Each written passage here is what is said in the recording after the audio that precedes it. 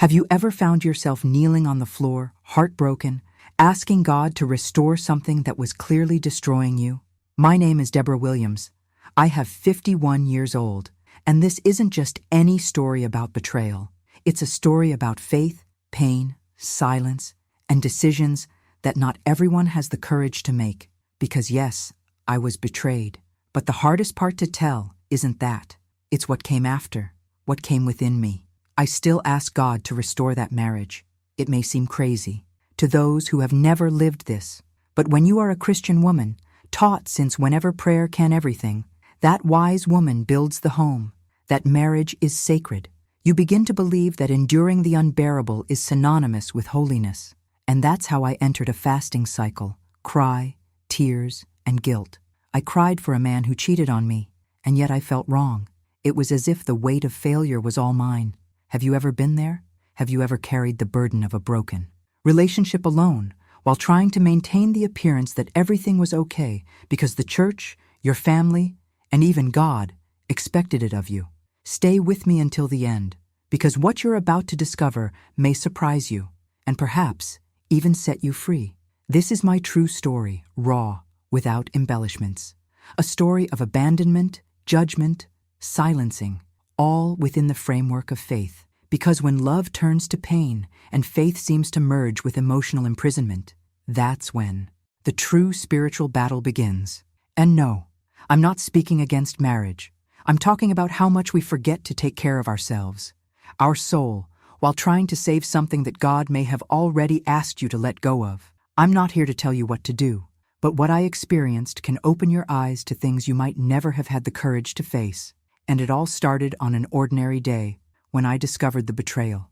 I grew up in a traditional Christian home of those where it all started and ended with prayer. My mother was one of those firm women in the Word, and my father, a fear of God, even more reserved.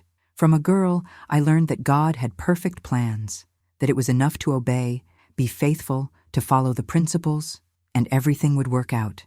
I believed it with all my heart. At 25, when I met the one who would become my husband, I didn't just want a relationship. I wanted a purpose. We prayed together, seek direction, heard advice from shepherds and friends. I fasted, waited, handed it into God's hands. When he asked me to marry, I thought, that's it. The promise arrived. We got married in a simple ceremony, but full of the presence of God. At least, that's what I felt. There was sincerity in the votes. There was hope. We build our lives based on biblical principles, church involvement, domestic, discipleship cults. I dedicated myself with body and soul, not just to marriage, but to the idea of being the woman of Proverbs 31. What serves, sometimes builds, supports.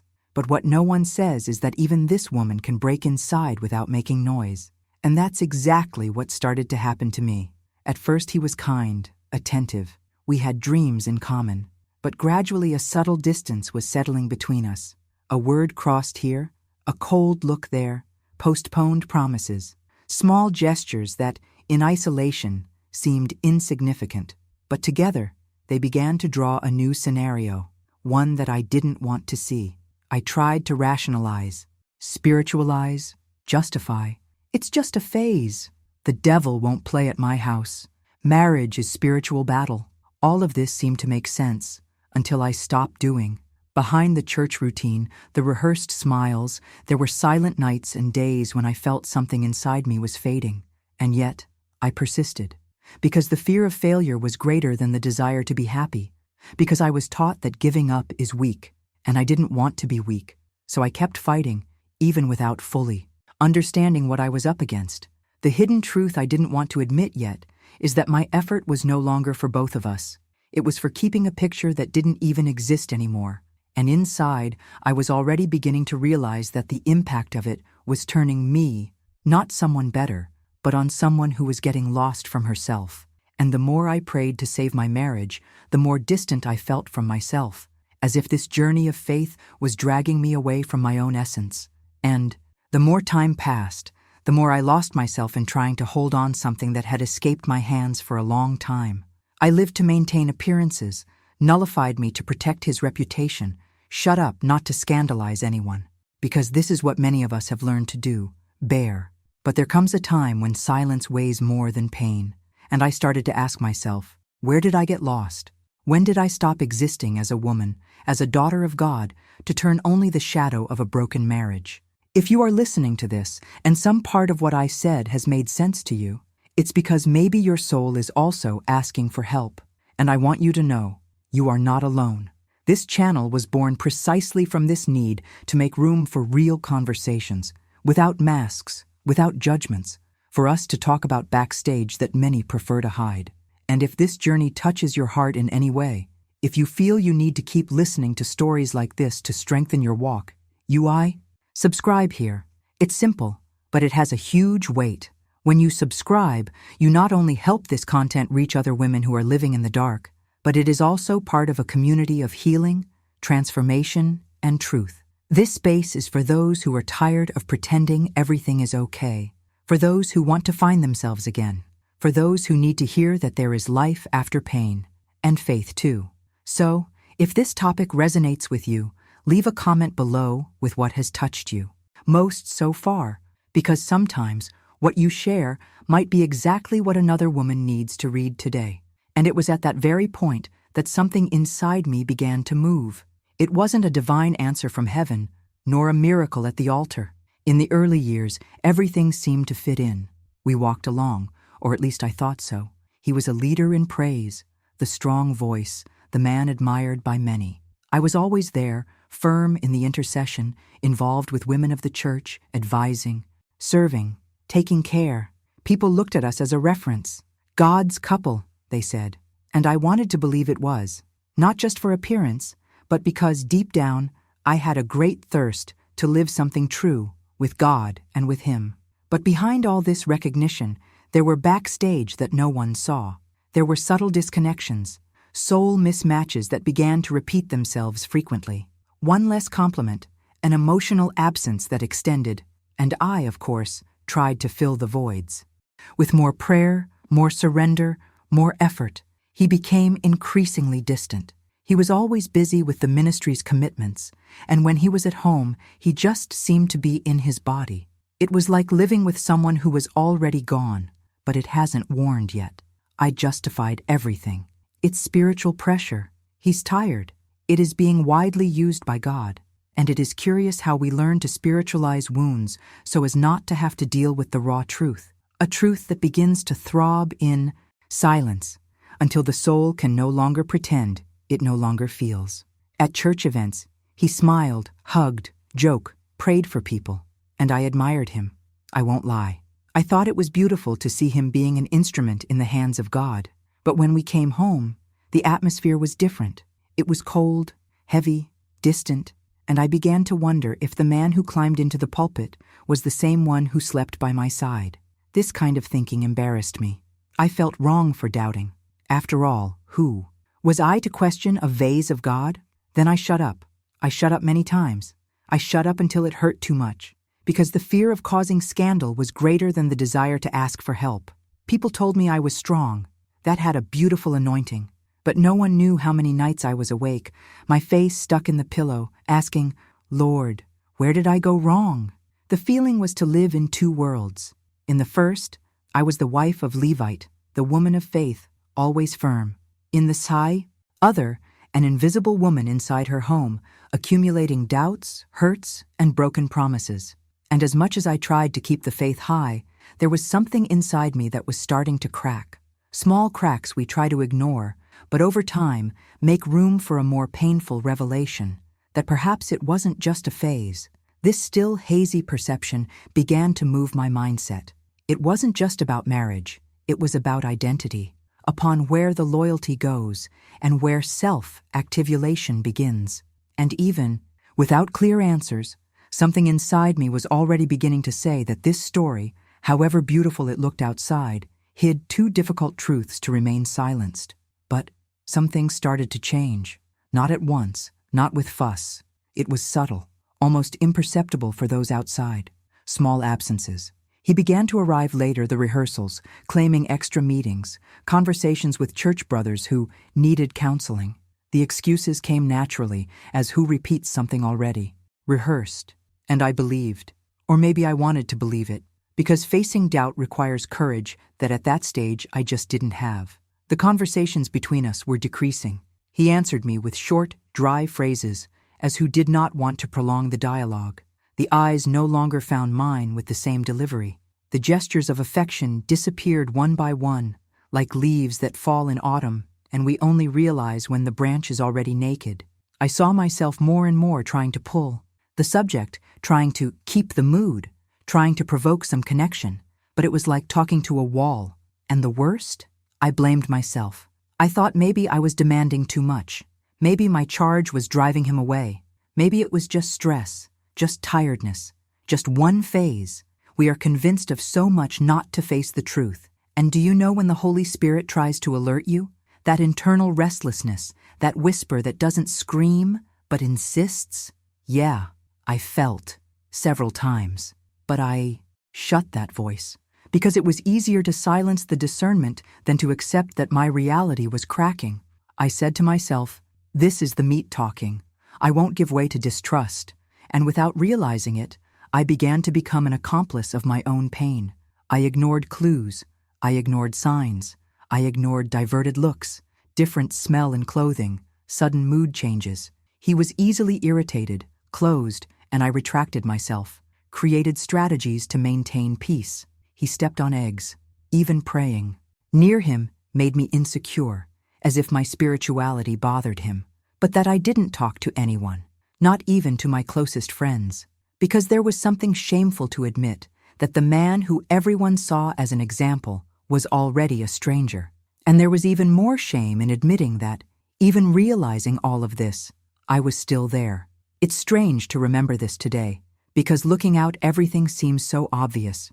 But when you are in the middle of the storm, it is difficult to see that it is raining. I was stuck in a mindset that told me that enduring was noble, that enduring in silence was proof of spiritual maturity, that confrontation would be a lack of submission. Then I shut the spirit and move on, trying to be wise, trying to be strong, trying to be that woman who builds, even when the house was already ruined inside. And it was in this constant attempt to preserve something that I barely recognized more, that I began to accumulate unposed pain, pain that turned into insomnia, anxiety, a sadness that I called tiredness. But there was a truth forming within me, even if muffled, a silent perception, an internal transformation that was beginning to move even without permission, as one whisper in the dark, and that gradually gained strength. The discovery was not with shouts, nor with confessions. It was in a detail, a distraction from him, a moment the cell phone vibrated on the table as he bathed. Something inside me hesitated, as if the spirit had held my hand for a second, but at that moment, the restlessness was greater than fear. I took the phone without knowing exactly what I expected to find, perhaps a confirmation of what I could no longer ignore, perhaps still a foolish hope of being wrong. But there, on the screen, between messages and emojis erased in half, was the truth that I had been denying so long. It was not a single conversation. It was a history, intimate words, calculated affection, promises, an entire relationship hidden inside. The device, full of hidden truths that shouted like silent punches. I stood looking, as if my eyes were trying to convince my heart that it was real. The feeling was that the floor simply was gone. The world was mute. I didn't cry immediately. I didn't shout it. I felt like my body came out of me. It was a kind of shock that I couldn't describe, an inner collapse where everything I believed began to collapse at an absurd speed. The first thing I thought was, it can't be. He's a Christian. He's my husband. Because for me, these two identities still carried a sacred weight. A man who preaches, who sings, who ministers praise, would not do that. A husband who prayed with me, who touched my face in prayer services, I wouldn't be able. But he went. And when he left the bathroom and found me there, static, holding his cell phone with teary eyes, his expression was fright, but not exactly regret. It was as if he knew that moment would come sooner or later. He tried to get his cell phone out. Of my hand, babbled an excuse, said it was ancient thing. It meant nothing, but the damage was already done. And it wasn't just the fact of betrayal. It was all she denied. The whole image he had sustained. All preaching, all looks in the cults, all the I love you said, with the same mouth that now wrote messages to another woman. That night, I slept inside me. The body lay down, but the soul was awake. Every memory, every prayer I had done for him seemed to mock me. I felt betrayed not only as a wife, but as a woman of faith. It was as if God was silent, watching from afar, and I wondered where he was while all that happened. A part of me wanted to pack and leave without looking back, but another part still clung to an idea of redemption, to a thread of hope that it could be restored, because my mind, so conditioned to the idea of spiritual struggle, told me that giving up was a sign of weakness. And so it was, in that confusing space between pain and expectation, between disappointment and guilt, that I began to make decisions that still haunt me today. Because even in the face of blatant betrayal, there was still something inside me that believed that love meant enduring until the end. And I didn't even realize the end had already happened. It just hadn't been announced yet. I confronted, and it was not angry. It was with that pain that shakes inside, with the embargoed voice of those who still want to believe in a lie, just so as not to face the truth. I showed the message, waited for a reaction. He denied, first, firmly. He said it was not what it seemed, that I was exaggerating, that I didn't understand the context. He looked in my eyes with that expression that only someone very trained in manipulating can sustain. And for a brief moment, even with all the evidence, I hesitated. The mind of a betrayed woman enters a strange place. We want justice, but it also wants explanation. You want an answer that relieves the weight, bring meaning, but sense does not exist where there is disloyalty. There is only a void. Minutes later, when he saw that I wouldn't give in, he broke. Cry, knelt on the floor. He asked for forgiveness, but not without first throwing a disguised guilt on me. I said I had changed, that I was no longer the same woman, that he felt alone, despised, misunderstood, that all this had been an escape, that he didn't want that to happen, but things were just happening. I listened to it all in silence, with a mixture of unbelief and pity. And the worst of all, it's just that, in that vulnerable, emotionally fragile state, I believed in part of that. I internalized those words. And even before he finished the sentence, I was already asking for forgiveness. Yes, I asked for forgiveness, for not realizing it before, for perhaps it was not good enough, for somehow having made him feel alone. It was as if the responsibility of his betrayal had slipped and lying on my lap, and I had agreed to carry that weight. In the head of those who grew up listening to submission, sacrifice, and unconditional love, it is common to confuse guilt with spiritual maturity. I thought, if I had prayed more, if I had been more affectionate, maybe that had not happened. And this distorted mindset was taking over my way of seeing everything. The betrayal became a symptom, and I started looking for the disease inside me. I went to the mirror, questioned my body, my appearance, my femininity. I reviewed old conversations, gestures, moments when I had been indifferent. It was as if I were going backstage to my own story, trying to find where I had allowed this pain to come in. He, on the other hand, seemed relieved. After crying, confession, the transfer of guilt, he returned to rational mode. He said he was going to change, that he loved me, that it would be a stumble, and I, still confused, wanted to believe. Not by naivete, but because, deep down, the promise of restoration seemed more bearable than the impact of loss. And once again, between tears and prayers, I committed myself to fight for our marriage. But there was something different in me, a small crack that was starting to open, a part of me that no longer swallowed the beautiful speeches that was beginning to question the patterns that taught me to follow without contesting. It was the beginning of a silent change, an internal transformation that had no name yet, but would soon become impossible to ignore. In the church, they said with conviction, fight for their marriage. They repeated as if it were an absolute, unquestionable truth, as if it were a verse recorded in stone, above any reality. But no one asked me how I was.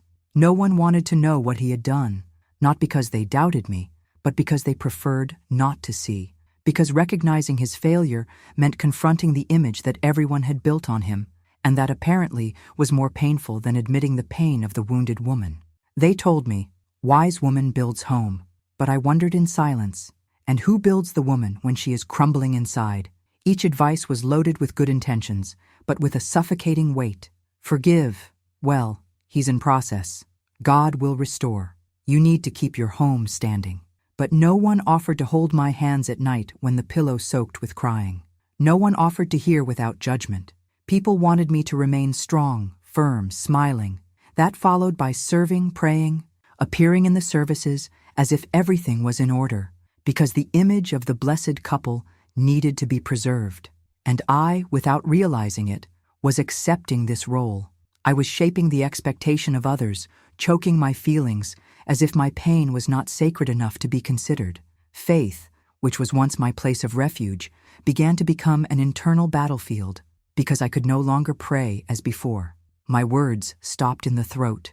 I looked at the Bible and felt guilty, as if cheating on God for no longer being able to believe in restoration, as if it were unfaithful for doubting. And at the same time, inside, a silent revolt grew. Why, God? Why did the Lord allow it? I obeyed you. I fast. I was faithful. It was like being divided between two worlds, that of the spiritual woman who knows the word, and that of the wounded woman who just wanted to be heard. It was a conflict between obedience and humanity, between doctrine and heart. I began to understand that we often confuse faith with denial. Believing something does not mean ignoring reality, but for so long, they taught me how to silence everything that did not match the speech of faith. So I disguised. He raised his eyes on the cults, sang the hymns, smiled at sisters. But inside me, the feeling was to be living in a desert where even God seemed silent. And that generated a huge confusion. Because how can he who loves me to see me define this day after day and still keep silent? That's when I realized something deep, almost like a revelation that didn't come through a sermon, but through pain. True faith does not nullify the pain. Faith does not require you to shut up in the face of suffering. On the contrary, faith is the only place where we should be allowed to be whole, with all cracks, questions, tears, and even the most hidden angels. Real faith does not turn us into a voice without voice. She calls us to a journey where we face the truth with courage. And at that stage, the truth was poking me inside. I still didn't know what to do with her, but I could no longer pretend I couldn't feel. In one of the nights when the silence of the house seemed to scream louder than any Sunday praise, I went to my room and closed the door with a weight in my chest that no longer fit me. I knelt, not like looking for a blessing, but as who begs for a north. I said low, trying to contain the cry, "Lord, show me if it's to continue."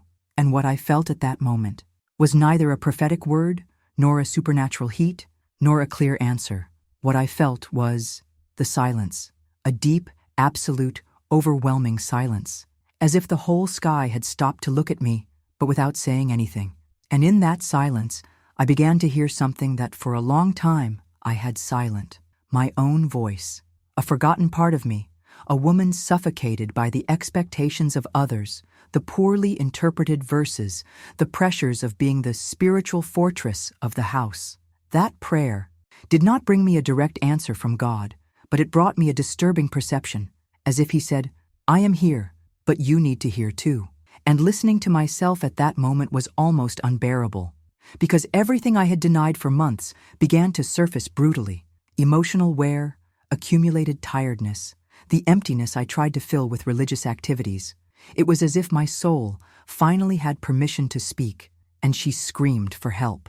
I realized that I spent so much time asking God that I stopped paying attention to the signs he was already showing me through my emotions, my body, my tears. Because yes, there is a legitimate spirituality in listening to pain, and sometimes God allows us to break inside just so that we learn to rebuild with truth, not looking. I had said so many prayers for the restoration of my marriage, but I had never been praying for restoration of me. That dawn, I didn't ask for him anymore. I no longer asked him to change, to be as before. For the first time, I asked for myself. I asked courage. I asked for clarity. I asked for discernment not to confuse faith with denial, hope with self-deception. This prayer has not changed my marriage, at least not in the sense I expected, but she started to change my interior. It was the beginning of a silent transformation, like those who wake up from a long trance. From there, my perspective began to change.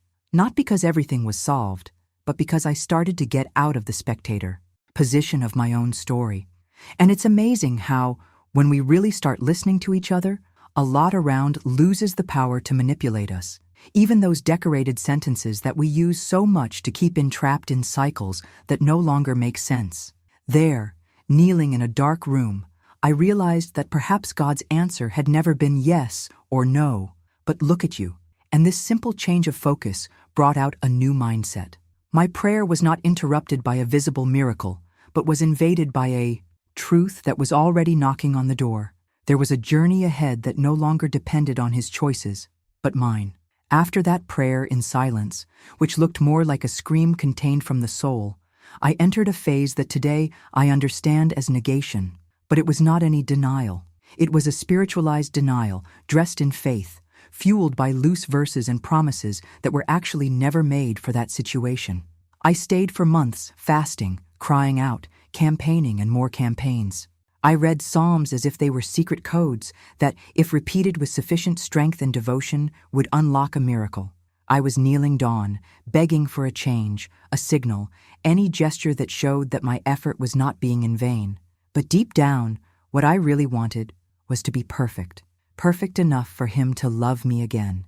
Blameless before God to the point of him is moved and restore my marriage as a reward for my faithfulness. I didn't just want to see God acting. I wanted him to prove that my suffering was not being ignored. As if I said, look everything I'm doing. Now the Lord needs to intervene. And this kind of prayer, though intense, was loaded with bargaining, guilt, and fear. I wasn't praying for faith. I was trying to survive.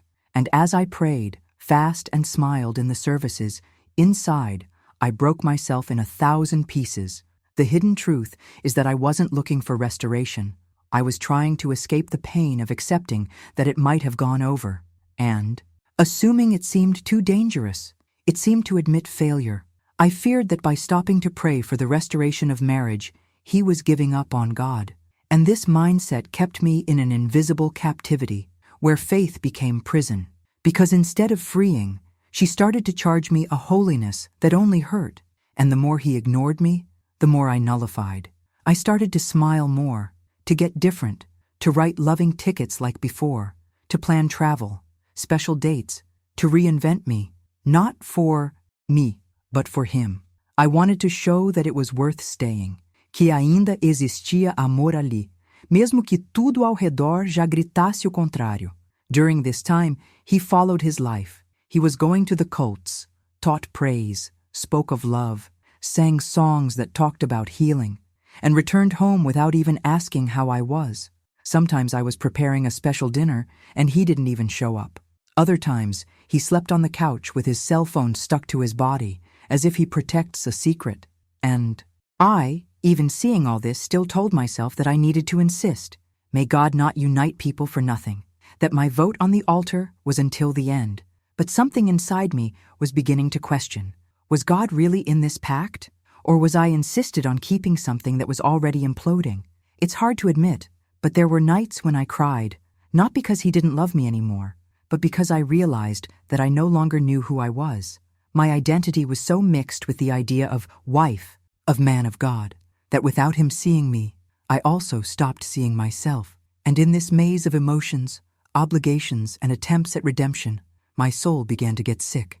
It was as if, inside, Deborah was moving away, waving me from afar, wanting to be remembered. And yet I said, Lord, I believe. I know the Lord can change him. When in fact, the most urgent transformation was being shouted inside me. What hurt me most was not just his betrayal. It was the veiled judgment, and sometimes wide, open from the community itself that should be my place of shelter. I remember clearly the kind of advice that came from some church sisters. Deborah, you need to be more submissive. God will restore, but first, he needs to treat your heart. Those words came with a sweet tone, but loaded with a weight that crushed me. I smiled, thanked it, but inside I felt more and more guilty, as if I were the root of the problem, as if all that was happening were a direct consequence of my fault. Maybe my posture, my way of speaking, my temperament, or perhaps even my way of praying. And there were also the silences, the crossed looks in the corridors. Those conversations interrupted when I arrived. People did not say directly, but the judgment was dripped by the gestures. Some approached with mercy, some with that curiosity disguised as prayer. And the most confusing thing was that I felt embarrassed, as if I were the sinner, as if it were me who had stained the altar. It's strange to explain this, but there was a constant feeling of being condemned for simply asking for help, by saying it was tired, for admitting it was suffering. The truth is that within many Christian circles, the failure of a marriage still carries a kind of taboo, as if you had failed not only as a wife, but as a woman of God, as if allowing to be wounded, it was by itself a sign of spiritual weakness. And that creates a suffocating environment where you need to keep the composure, pretend balance, say that everything is in the hands of the Lord, when in fact, your soul is in ruins. I started hiding my pain, smiling more than I wanted, saying amen with less faith than before, because I felt that showing weakness would be to make room for more judgment. I began to understand that for many, the important thing was to preserve the structure of the family, even if the woman inside was undoing. There was a kind of invisible pressure that said to me, "Keep firm, Deborah. He's your husband. He's going back. You need to be ready." But no one asked me if I still wanted, if it still made sense to continue something that had already become a cycle of emotional abandonment and disguised humiliation. And this collective silence around my pain led me to a dark place of confusion. Because as I carried within me an intense battle on the outside, the world required maturity, balance, and unshakable faith. That's when something started to stir in me. An inner voice, still fragile, but insistent, began to question, what if this fault is not mine? What if the submission that asked me is, in fact, the surrender of my own value? This question crossed me like a slap, because the truth is that a lot that seemed spiritual was, in essence, a disguised prison. And I started, even in silence, to watch everything with a new look, the look of those who are awakening, the look of those who no longer accept to carry the weight of a responsibility that was never only yours. And so, in the midst of these slow and painful revelations, that my journey of reconstruction began to take shape. He was still indoors, but it was like living with a stranger, someone who divided the same ceiling, but no longer life. His presence no longer took up space. It was a heavy silence that walked through the rooms. He went out without saying where he went, came back late, avoided any kind of conversation other than practical things. The affection became something distant, almost non-existent, as if it had been taken from the scene without explanation. And even when he was there, it was as if his soul was always elsewhere. He slept on the couch almost every night without even looking into my eyes. Sometimes we spent whole days without changing a complete sentence. And the most painful was not his absence. It was my presence ignored. I was erased, reduced to a functional role inside the house, someone who kept things in order, who took care, who supported the backstage. And ironically, while all this happened inside our home, outside it was exalted. The church continued to applaud his ministry. I was still inviting to sing, preach, minister. People were thrilled with their words, with the anointing of their voice, and every time I saw that happens, something in me shuddered, not of envy or anger, but of perplexity. How could he live these two realities? How could you be so present at the altar and so absent at home? It was as if there were two versions of him, the man of God admired by all, and the cold man who no longer resembled the day of our wedding anniversary. This duplicity teared me. I started to doubt even my perception. I wondered if the problem was in me, if I was not being understanding enough, if I was demanding too much. I tried to rationalize what was actually emotional, and in this internal confusion, I was losing the reference of what was healthy love, what before I called the phase became routine, a routine of loneliness accompanied, of rehearsed conversations, of eyes that avoided themselves. The emotional impact of this coexistence was accumulating within me as an invisible weight. I was alone, even sleeping in the same house, even sharing the same meals, even hearing him touch the guitar in the next room. The sound did not fill anymore. It was just a noise, a sad echo of an intimacy that no longer existed, and the cruel is that no one saw. Outside, our image was still that of a firm couple. Reference, example, because I supported this with all my strength. He kept serving in the church, smiling when they asked both of us, telling beautiful stories of the past as if they were now. It was a staging disguised of maturity, an emotional theater in which I was the main actress, and also the one I suffered most in the dressing room. People applauded the performance, but no one saw the backstage. No one saw the tears I dried in the church bathroom before climbing the intercession group. And the truth is that I was already exhausted, but I didn't have the courage to admit it, because admitting tiredness seemed a certificate of weakness, and there was still that voice deep down saying, "You promised before God, support, continue, be strong." Only forces at that moment. It was all I could no longer pretend to have, and inside me, a new kind of cry began to be born. No more for him, but for me. I no longer knew how to keep up with something that emptied me a little more every day. It was like I was invisible, but still holding the ceiling of a house that no longer sheltered me. And even without strength, I continued. He did that because he thought he should, because I feared to disappoint others, disappoint God, and deep down, disappoint myself. The pain became routine, and the routine became silence. And it was in this silence that I gradually started listening to myself, not with the ears of religiosity, but with the heart of a woman who finally understood that love is not proved with suffering, and that faith is not measured by the ability to support what hurts. And if somehow this story that I am opening here touches you, if you feel that this pain was once yours or is still, enjoy this video. I know it may seem like just a click, but for those who create this kind of content with truth and delivery, it has a huge weight. Your participation here is what makes this channel grow and reach more women that, just like I've been to one day, are living trapped in silences that no one hears. And if this subject makes sense to you, leave here in the comments what has touched you the most. Sometimes your word can be exactly the hug someone else needs now, because behind every story, there's a healing journey taking place. And even when everything seems static on the outside, inside there's a transformation taking place. Slow, silent, but real. And that's exactly what began to happen to me when I realized that perhaps the true miracle I'd been praying for wasn't him changing. It was me waking up. One day, without planning, without searching, without scouring, I saw he with another, again, in a public place, as if nothing was wrong, as if everything I supported so far had no value. And at that moment, it was not just the heart that broke, it was the whole soul. My body froze, my breath was short. I stayed there, still, looking at that scene, as one witnesses his own life to be torn from the axis.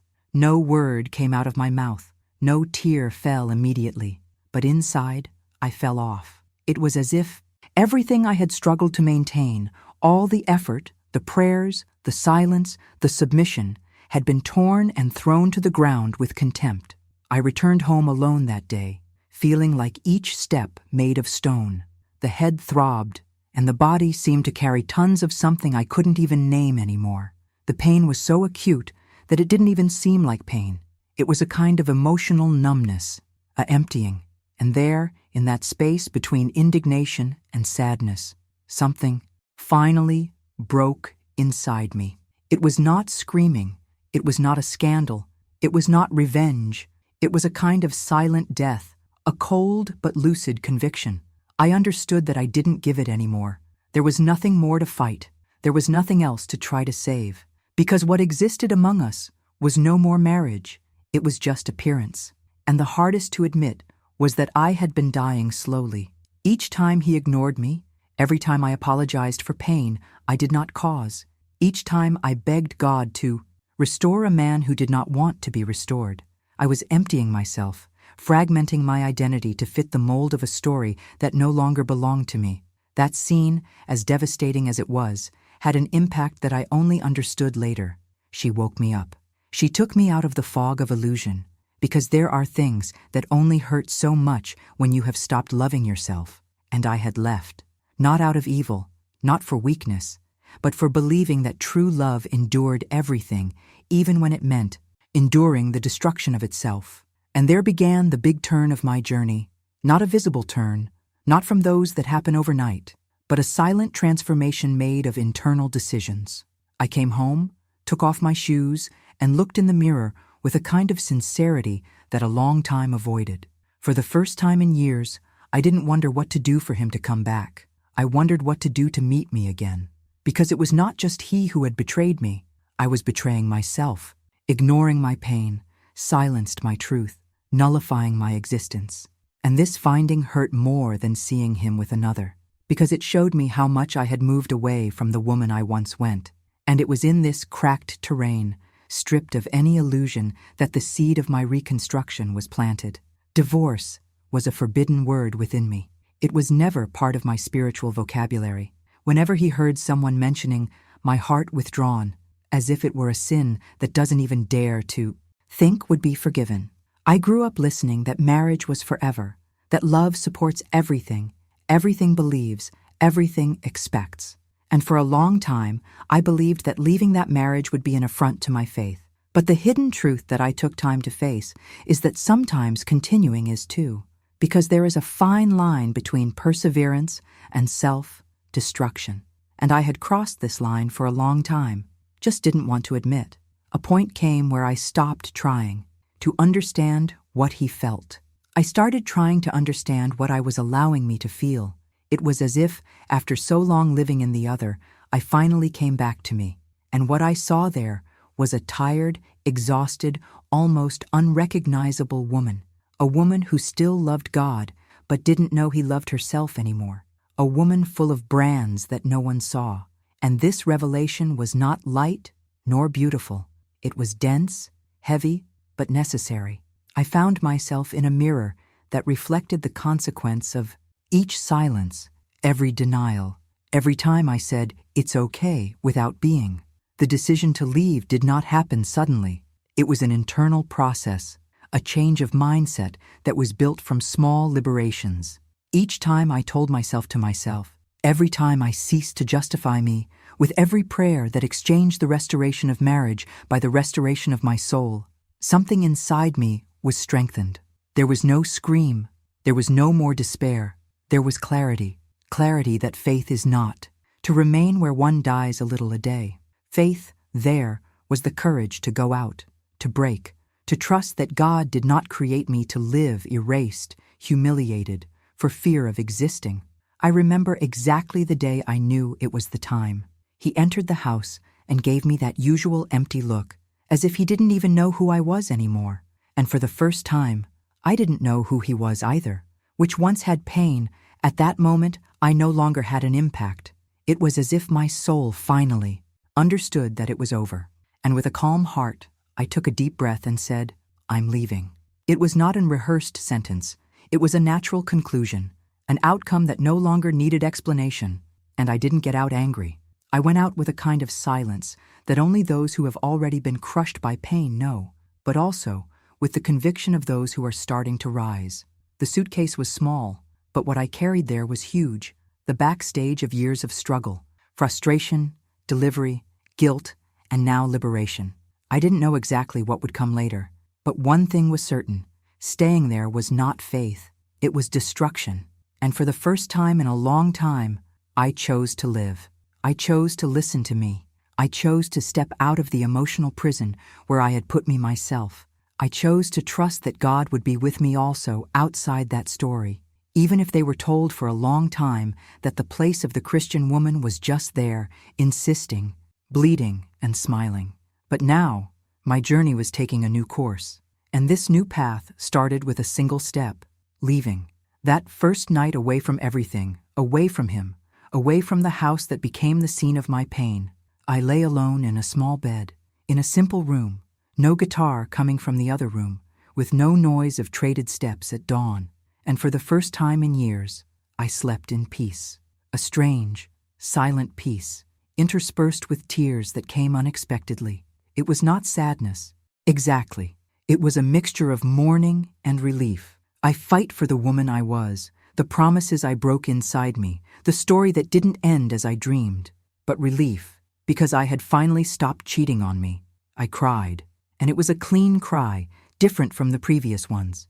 It was no longer the cry of hopelessness. It was the cry of those who are coming home, not brick, but the inner house, the one where our soul lives.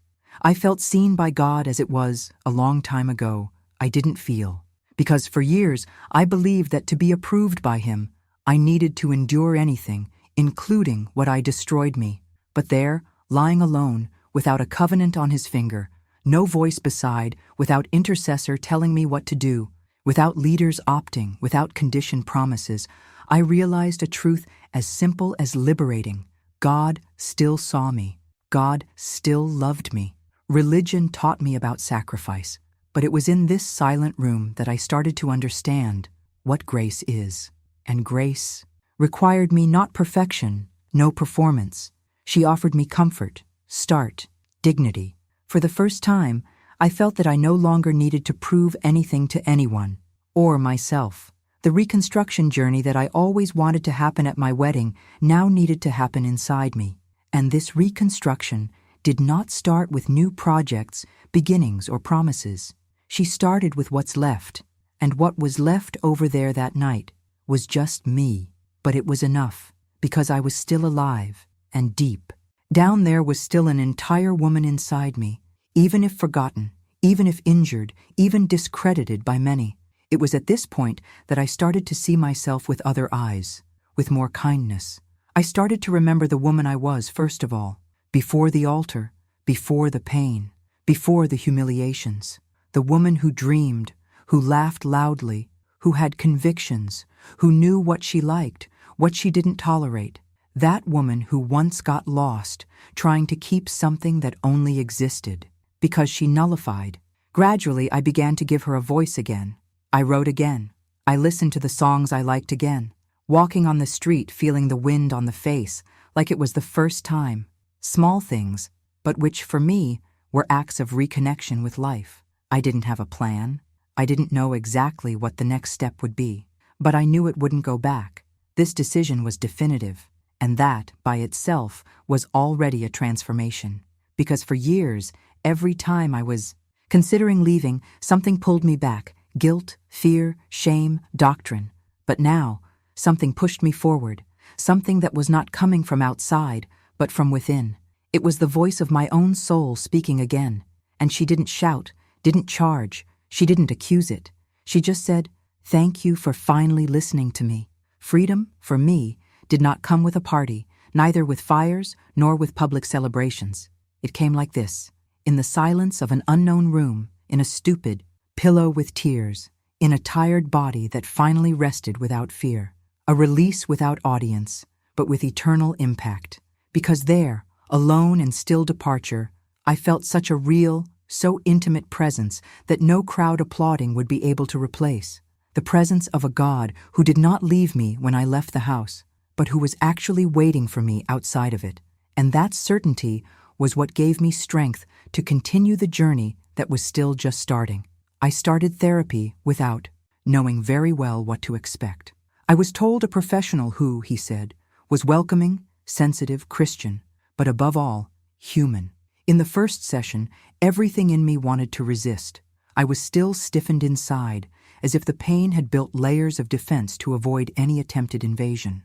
But there were a few simple questions no one had asked so far, so I can really hear myself. And in that safe space, without judgment, I allowed myself to collapse, not like who loses control, but as who finally gives the right to get the weight off my back. Gradually, I was meeting pieces of mine that had been buried over the years. I found Deborah before the surname Williams, before the altar, before the eyes that taught me to doubt me. Deborah who smiled lightly, who dreamed of freedom, who was thrilled to listen to music in the car, which laughed loudly and did not apologize for taking up space. That woman who was slowly silenced to fit a role that expected her. And as this ancient woman was emerging again, I realized how much my identity had been shaped by pain, guilt, tireless attempt to be the ideal wife.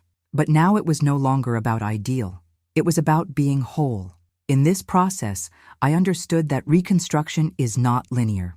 There are days that seem resumption, others seem relapse. There are days when faith comes back hard, and others when all we can do is take a deep breath and not give up. But above all, I learned that real transformation happens behind the scenes of the soul, where nobody sees, where only you and God know what is being treated. And it was there, between one session and another, between a rediscovered verse and a new-built habit, that I started to realize I wasn't reinventing myself. I was just allowing myself to exist again. I wrote again, as I did in my teens. I went back to sing softly around the house, even without audience. I looked back in the mirror not to correct defects, but to recognize the woman who was coming back to me. This reconnection had a direct impact on everything. My thoughts began to align with a new mindset, a mindset that no longer sought to be accepted at any cost, but chose to live authenticity. I learned to respect my limits, saying no without feeling guilty, prioritizing what makes me good. The reconstruction of my identity was not just emotional, it was spiritual, psychological, physical, and it was also relational, because the more I strengthened inside, the more clarity I had than it deserved around me. It had a very symbolic moment in this process. One day, while organizing some old rolls, I found a photo of me from before the wedding. I was smiling in a light way, shiny in my eyes. It was not a showcase smile. It was real. And when looking at that image, I cried, not of sadness, but of reunion, because I realized that this woman still existed. And more than that she was coming back, stronger, more conscious, more connected to who she really is. And that's where I understood. The journey that started with loss was taking me back to me. This journey is not just a divorce. She talks about liberation, rediscovered, of conscious choices, and especially to allow God to rebuild what institutional religion often tries to erase: individuality. Because being a Christian woman is not nullifying her essence in the name of an appearance. It is learning to live with truth, with emotional integrity, with spiritual clarity. Today, every small self-care decision, every healthy limit I set, every firm step I take, carries a deep meaning. It is as if I were gradually redoing my way with my own feet, and for the first time, walking not out of obligation, but by conviction. I'm still in process. I still have difficult days. I still catch myself sometimes, remembering with pain. But now, the difference is that I know who I am.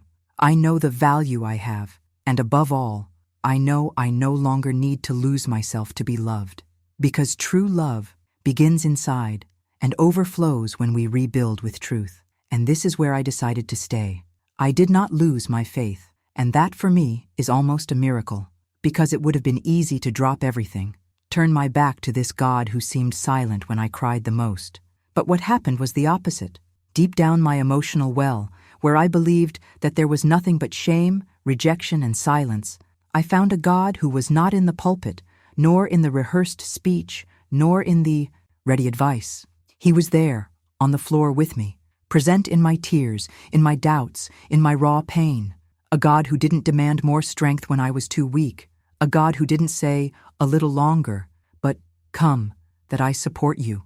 The faith that remained in me was not the same as before. She changed shape. It was no longer a system of beliefs inherited and became a living relationship. Intimacy. True. I met a God who is not an accomplice of abuse, who does not hide behind verses used out of context, who did not have me silent to preserve someone's reputation. I met a father who rescues his daughters from the well, who looks into the soul's eyes and says, "You're not what you did to you. You are what I called you to be." That was what sustained me. It was not the rituals. It was not the religious routine, much less the judgment of those who preferred to believe in a facade than to hear my pain. It was this deep, real God who visited me when no one else knew how to reach me. And this re-signified faith came to lead me in every small decision.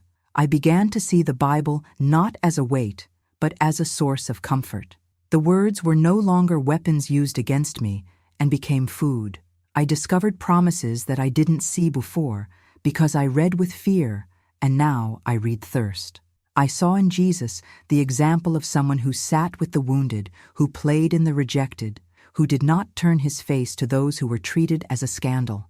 And it was there that I understood that I never needed to be perfect to be loved by him. It was enough to be honest.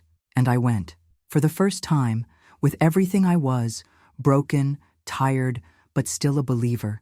This faith gave me breathtaking the days when memories tried to sabotage me. He reminded me that I could start over, that the end of a marriage was not the end of my dignity, that my story was no longer measured by a man's last name, but by the value I carry as a daughter, and that being a woman of God has nothing to do with being passive in the face of pain. It has to do with walking with courage, truth, freedom, even if it costs the approval of those who never fully understood my journey. Faith, today, for me, is to walk without guarantees, but with confidence. It is choosing to live in peace, even without all the answers. It is continuing, even when the road looks uncertain, because I know who guides me. It is knowing that despite the rubble of the past, God still builds, and that He does not waste any tears. Each one has a purpose, a seed of transformation. And perhaps this is the biggest miracle. After all I lived, I still believe, not as before, but as someone who went through fire and survived. I did not lose my faith, and that, for me, is almost a miracle, because it would have been easy to drop everything, turn my back to this God who seemed silent when I cried the most. But what happened was the opposite. Deep down my emotional well, where I believed that there was nothing but shame, rejection, and silence, I found a God who was not in the pulpit, nor in the rehearsed speech, nor in the ready advice. He was there, on the floor with me, present in my tears, in my doubts, in my raw pain. A God who didn't demand more strength when I was too weak. A God who didn't say, "A little longer," but, "Come, that I support you." The faith that remained in me was not the same as before. She changed shape.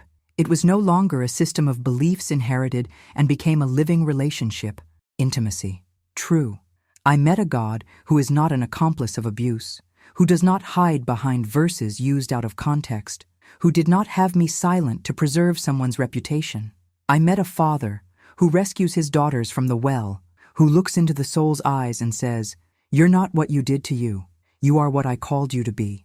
That was what sustained me. It was not the rituals, it was not the religious routine, much less the judgment of those who preferred to believe in a facade than to hear my pain. It was this deep, deep, real God who visited me when no one else knew how to reach me. And this signified faith came to lead me in every small decision. I began to see the Bible not as a weight, but as a source of comfort. The words were no longer weapons used against me and became food. I discovered promises that I didn't see before, because I read with fear, and now I read thirst. I saw in Jesus the example of someone who sat with the wounded, who played in the rejected, who did not turn his face to those who were treated as a scandal. And it was there that I understood that I never needed to be perfect to be loved by Him. It was enough to be honest, and I went, for the first time, with everything I was, broken, tired, but still a believer. This faith gave me breathtaking the days when memories tried to sabotage me. He reminded me that I could start over, that the end of a marriage was not the end of my dignity, that my story was no longer measured by a man's last name, but by the value I carry as a daughter, and that being a woman of God has nothing to do with being passive in the face of pain. It has to do with walking with courage, truth, freedom, even if it costs the approval of those who never fully understood my journey. Faith today, for me, is to walk without guarantees, but with confidence. It is choosing to live in peace, even without all the answers. It is continuing, even when the road looks uncertain, because I know who guides me. It is knowing that despite the rubble of the past, God still builds, and that He does not waste any tears. Each one has a purpose, a seed of transformation. And perhaps this is the biggest miracle. After all I lived, I still believe, not as before, but as someone who went through fire and survived. Today I look back with a kind of lucidity that only time and healing are able to bring. And it is not a loaded look of hurt or repentance, but of recognition. From those who understand, that everything that seemed loss, in fact, was transformation. I remember how I cried asking God to restore my marriage, how I insisted on keeping standing something that had no structure. I thought with all my heart that the restoration I needed was His with me. But over time, I understood the deepest revelation of this journey. God did not restore what I wanted. He restored who I was. He returned me to myself. It made me see the woman who had lost herself, trying to save a broken covenant. It made me rediscover purpose beyond the role of wife, value beyond the title of pastor woman, identity beyond pain. And that, for me, was the real miracle. Why is what is more powerful than being rebuilt from the ruins? What is more impactful than looking at you with compassion and realizing that you survived what you promised to destroy you? Looking back, I see that everything had a purpose, even what hurt me. Each tear played a role at the turn of my story. Each disappointment opened truths I didn't want to see. Every no that I received from God was, in fact, a yes for something much bigger. A yes for my freedom, for my dignity, for a new mindset. I would not have discovered my strength if I had not reached the end of my own strategies. I would not have known this personal God if I had not felt me alone. I wouldn't have gotten me back if it had not fallen first. And that's why today I can talk about all of this without a heavy voice. Because I'm no longer the woman who begged for attention, who accepted emotional crumbs in the name of faith. I'm the woman who understood that being loved by God is enough. And that truth changed everything. If you are living something like what I lived, I need to tell you with all the truth in me, you are not alone. And more than that, you are not wrong with feeling what you feel. The pain you carry is not a sign of weakness, and the doubts that surround you do not nullify your faith. God does not measure you through marital status. He doesn't love you anymore if you remain, and don't love you less if you decide to go. He loves you because you are a daughter, and that, by itself, is enough. There is a value in you that do not depend on anyone else to be validated. And when you start to see it, the transformation happens. Silent at first, but with deep impact, because when identity is restored, everything around begins to gain a new meaning. Your story doesn't end here. Maybe she is just starting up, this time, with you at the center of your own truth. If at some point in my story you saw yourself, if something inside you was touched as I heard me, maybe that's your sign that you are no longer alone on this journey. Because when a woman finds courage to tell her truth, so many gain strength to face her own. And this is how healing begins, when the pain is no longer a secret and becomes a bridge. If this story spoke to you somehow, here is what has touched you most. Your word may be exactly what another woman needs to read now. And if you know someone who needs to hear it, take this message to her. Sometimes a simple decision to listen already starts a great transformation. Because when we share what heals, we participate in the miracle. And that alone has an eternal impact.